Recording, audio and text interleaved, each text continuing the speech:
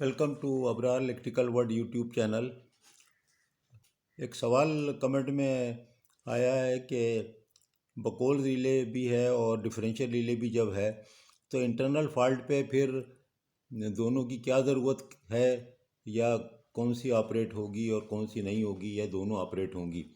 तो मैं लिखने के बजाय मैंने सोचा कि मैं इसके ऊपर थोड़ा सा तबसरा कर देता हूँ, क्योंकि ये सवाल जो है किताबी किस्म का नहीं है। ये सवाल जो है वो फील्ड से जो मुतालिक जिसका तजुर्बा हो और वो पढ़ा भी हो तो उसके बाद ही उसका जवाब सही तरह दिया जा सकता है।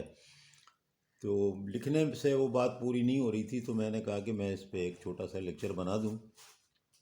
देखिए, पहले तो ये बात देखें कि बकौल कब ऑपरेट होती है और डिफरेंशियल कब ऑपरेट होती है।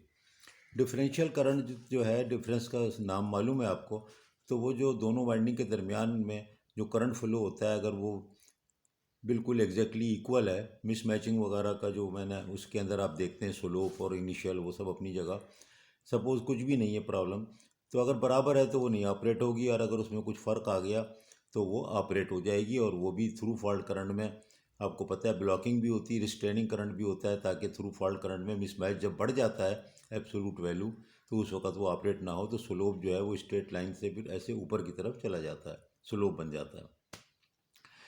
तो वो ऑपरेट होती है अंदर के फॉल्ट पे। अब आगे बकौल रिले। बकौल रिले देखें, वो तो एक गैस एक्चुएटेड रिले है। गैस एक्चुएटेड रिले है, यानी कि गैस बनेगी तो वो रफ्ता रफ्ता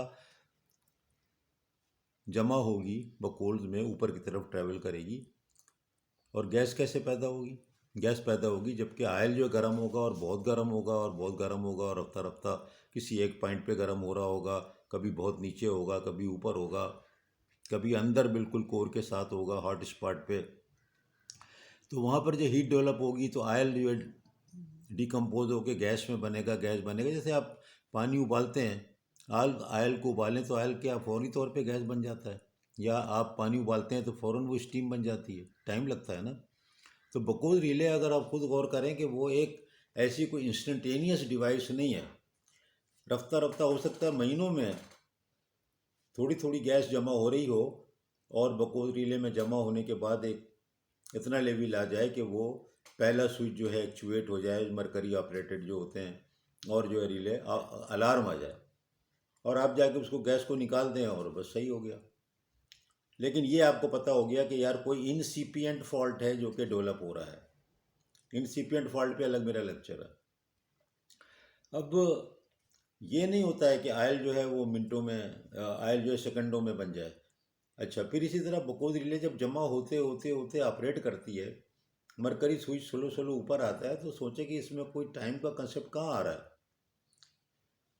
गैस जमा होगी अगर 3 महीने में, तो 3 महीने बाद अलार्म आ जाएगा। गैस अगर 23 से जमा हो रही है तो 1 दिन के बाद अलार्म आ जाएगा। कोई फॉल्ट ऐसा है कि वाकई बहुत तेज़ी से ऑयल डिकम्पोज हो रहा है, तो फिर वो सीरियस लेने की बात है कि वो आपको जो है ये नहीं कर सकते आपके हर रोज़ ट्रांसफार्मर को बंद करके उसका जो है वो गैस निकाल दें। टॉप पे लगी होती है, वहाँ पर चढ़ना लाइव में अलाउ नहीं होता, और इमरजेंसी कंडीशन में कुछ भी हो चढ़ना चाहिए भी नहीं, तो बुशिंग के साथ नीचे लगी होती है, कोई भी मेजर एक्सीडेंट हो सकता है।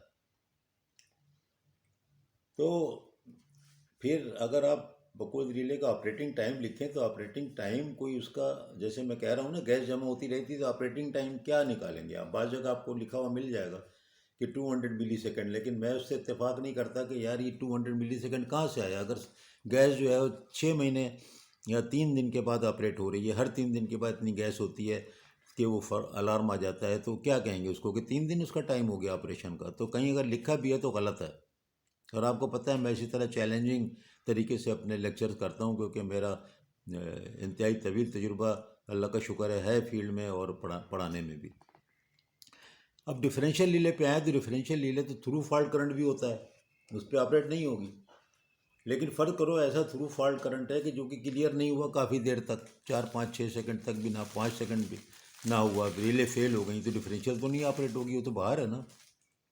अब जब बिल्कुल बाहर है, सिटी के जोन से भी बाहर है, तो उसका मतलब है कि टेम्परेचर, जब इतना फॉल्ट करंट गुजर रहा है तो अंदर तो हीट डेवलप होगी।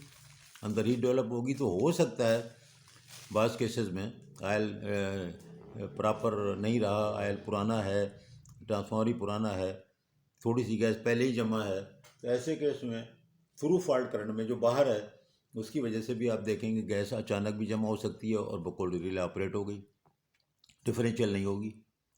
क्या कहेंगे फिर इसको, बकोल का टाइम क्या हुआ? तो जहाँ भी लिखा है गलत लिखा है, इस बात को समझें आप। अच्छा, अब देखें डिफरेंशियल जोन की बात कर लें। मैंने लेक्चर इसीलिए बनाया कि ये बड़ा गंभीर बात है और बड़ा अच्छा सवाल है।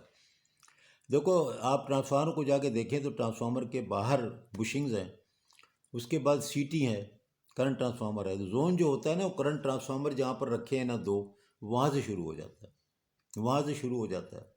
ट्रांसफार्मर तो बहुत दूर है और ये यहाँ पर करंट ट्रांसफार्मर बाहर यार्ड में यहाँ लगे हुए हैं। अब अगर इस ट्रांसफार्मर जो है उसके साथ बुशिंग पे फॉल्ट आ रहा है तो वो भी डिफरेंशियल जोन का फॉल्ट होता है, एक्सटर्नल फॉल्ट हुआ। इसीलिए जब डिफरेंशियल की बात करें तो बहुत ही ये बच्चों को कन्फ्यूजन होता है, स्टूडेंट को। वो समझते हैं सिर्फ टैंक के अंदर, कितनी बड़ी गलत फहमी है, ये गलत है बिल्कुल। और मैं एम्फिसाइज इसीलिए करता हूँ कि ये क्लियरेंस, मैंने देखा है ना, जब बच्चों से सवाल करो इंटरव्यू में, अपॉइंटमेंट के टाइम पे, तो कंफ्यूज हो जाते हैं कि उनसे पूछा जहाँ भी डिफरेंशियल कब ऑपरेट होती है, उन्होंने कहा सर इंटरनल फॉल्ट पे। अच्छा, बुशिंग पे फॉल्ट आया बाहर तो क्या होगा? वो कहते सर नहीं ऑपरेट होगी।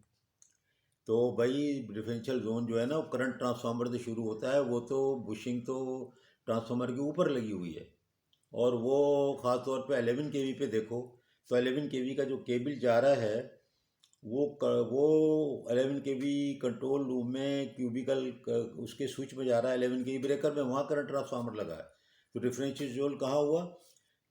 11 केवी स्विच गियर के निचले हिस्से से जहाँ सीटी लगी है, वहाँ से लेके ट्रांसफार्मर दोनों तरफ की बुशिंग, केबल्स, उधर का बस बार हाई वोल्टेज वाला, उसके बाद करंट ट्रांसफार्मर, वहाँ तक सब मिला के ये डिफरेंशियल जोन होता है। यानी कि अगर उस केबल में फॉल्ट आएगा, जो 132/11 केवी का ट्रांसफार्मर है, उसी केबल में फॉल्ट आएगा। किसमें? 11 केवी का साइड का ट्रांसफार्मर का केबल जो 11 केवी स्विचगियर के अंदर जा रहा है, फीडर नहीं। ये भी इंटरनल जोन हो गया। अब इस पर कहाँ बकोल ऑपरेट होने वाली है? और हो सकता है फॉल्ट ऐसा हो कि वो जो है हाई रेजिस्टेंस फॉल्ट है, करंट उसमें थोड़ा थोड़ा कहीं पर लीकेज हो रहा है, तो उससे भी कुछ नहीं होना डिफरेंशियल को, ना ही बकोल्स को होना है।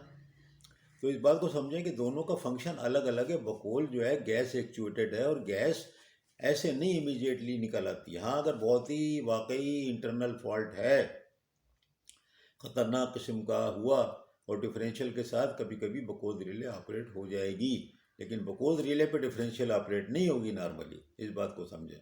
और अगर इंतहाई और भी ज़्यादा गैस बन गई और डिफरेंशियल रिले पे ट्रिपिंग नहीं हुई तो बकोल भी हो जाएगी, ट्रिपिंग गैस बनेगी।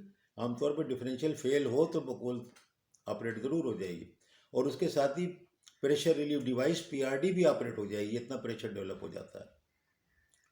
तो इस बात को समझें कि दोनों ऑपरेट अगर हो रही हैं तो इसका मतलब है कि डिफरेंशियल डिलेड है, स्लो है, कोई प्रॉब्लम है, और फॉल्ट फिर यकीनी भी है।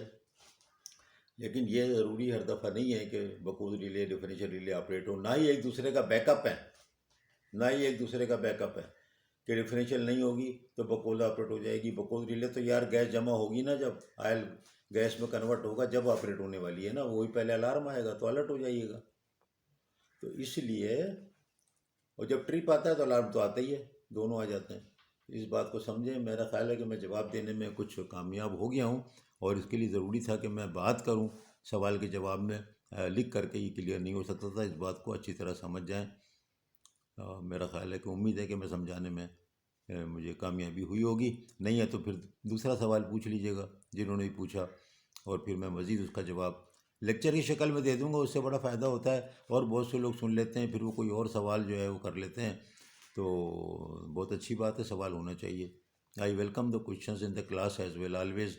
मैं तो इनकरेज करता हूँ उनको, जैसे उकसाता हूँ कि यार सवाल पूछो, तो अच्छा रहता है। बहुत शुक्रिया।